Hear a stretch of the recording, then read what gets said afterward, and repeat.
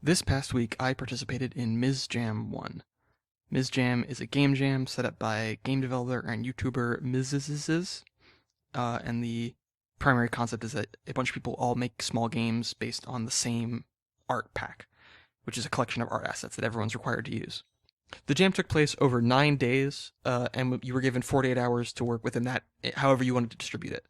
After signing up for the jam on itch, I waited to see what the art pack would be, and as soon as I got it, I started looking at it and trying to see what I could do with it. My first impressions were that there were a lot of art assets, and it was sort of overwhelming. I also tried turning things upside down and looking at it that way, in case I could find ways to use the art in an unexpected way. Something I saw in Mrs.'s similar jams that I liked is people using the art assets in an unexpected way, so by doing this I was hoping to find some creative use for these assets. A lot of the ones I found that I liked looked like weird robots, and I ended up basing my theme of the game basically around that. I also thought a lot of them looked like emoji, which played into another major concept of the game I ended up making. Going into the jam, I had a couple of priorities. For one thing, I wanted to practice my writing. I'm working on a larger project with some friends, and one of the major things we're doing right now is writing the game, and it's not a skill that I'm very familiar with, so I wanted to use this as practice for that. I'd been thinking about games that I'd played as a kid, some of the point-and-click adventure games like Pajama Sam. I remember having this experience with those games where I would be really confused about what was going on because a lot of those games were structured around being dropped in a new environment and having to learn sort of the way the world worked. As a kid, that's sort of your experience anyway, is you're constantly confused by what people are doing and why they're doing it, so I liked the way those games made me feel. It felt like it was a mirror of what I was experiencing in the real world. As an adult now, games that give me similar feelings, like Hylix and Lisa, are some of my favorites, ones where I feel really unsure about what's going on and meet characters that are doing things that I just do not fundamentally understand. So between the robot aesthetic and that sort of drive, I decided to go for a game that was going to be focused on weird characters doing things that I did not understand. I also ran with the idea that these would be used as emoji in some cases, and decided to make a game about a robot who learns concepts by learning emoji. The goal of the game would be to go around talking to people and trying to understand what was going on by learning concepts and then using those concepts to solve puzzles. I wanted to focus on the experience of meeting someone and fundamentally not understanding what was going on with them or what they were doing and having to piece together what their priorities were. I also made the main character a kid to sort of highlight that sort of experience you have as a child. Running into someone who has a totally different set of priorities from you and is obsessed with something you don't understand because you don't know what's going on with them is really the core experience that I decided to sort of try to emulate with my gameplay and writing. The art asset was clearly designed around a top-down aesthetic, so I decided to use that for the overworld, but I really wanted to let the characters be shown in more detail, and so I made this sort of prototype thing where I would place a bunch of art assets near each other and they would all sort of move like one big character. I wanted to use smaller sprites to detail larger sprites, but I didn't want the pixel density to be different. I didn't want like a big chunky sprite and then a smaller, more detailed sprite on top of it. So I programmed a shader, which essentially does a janky form of upsampling on the sprite so that it draws it with more pixels than it actually has. If you're curious what's going on, essentially it is blurring the sprite and then picking some cutoff to draw sprites as either filled in or not. With this, I was able to put together some interesting characters, and I tried it out on a few test subjects just to see what I could make. I was fairly pleased with the results, and so I got to working on the other major mechanics of the game.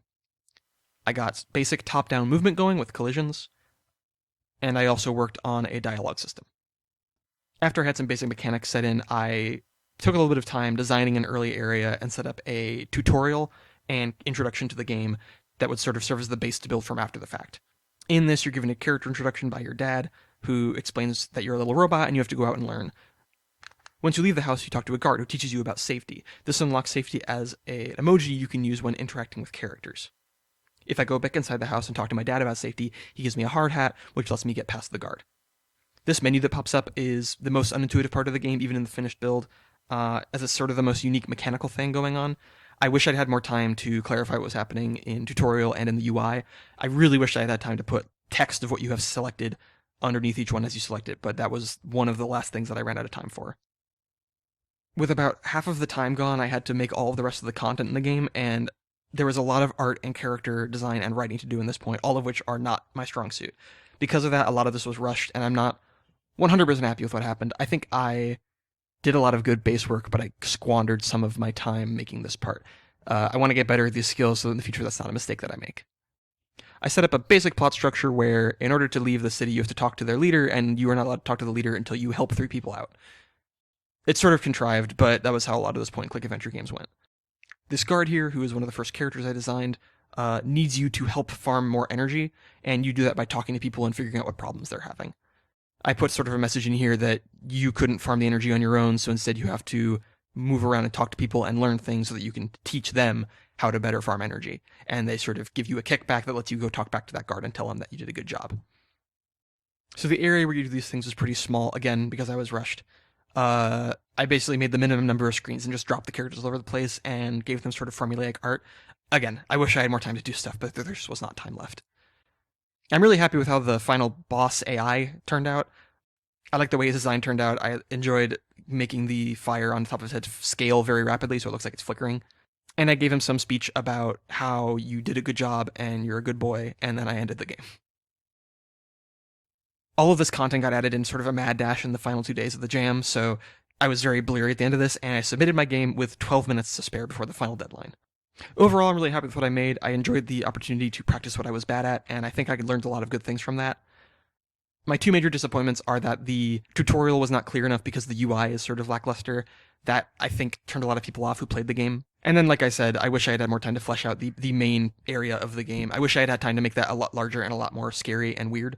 Instead, it felt pretty slapdash. But I still think that the characters I wrote were at least interesting. But again, that's something I'm working on. Something I definitely want to get better before I start writing for the main game I'm working on right now. If you want to play the game that I made, you can check it out on my itch.io account. I'll post a link to that in the description. If you're curious about the larger game I'm working on, I'll put a link to that as well. That game is called Fault and Fragment, and I've been working on that for a few years. And a link, of course, to Mrs.'s YouTube channel and to the jam itself in the description as well. Thank you so much for watching.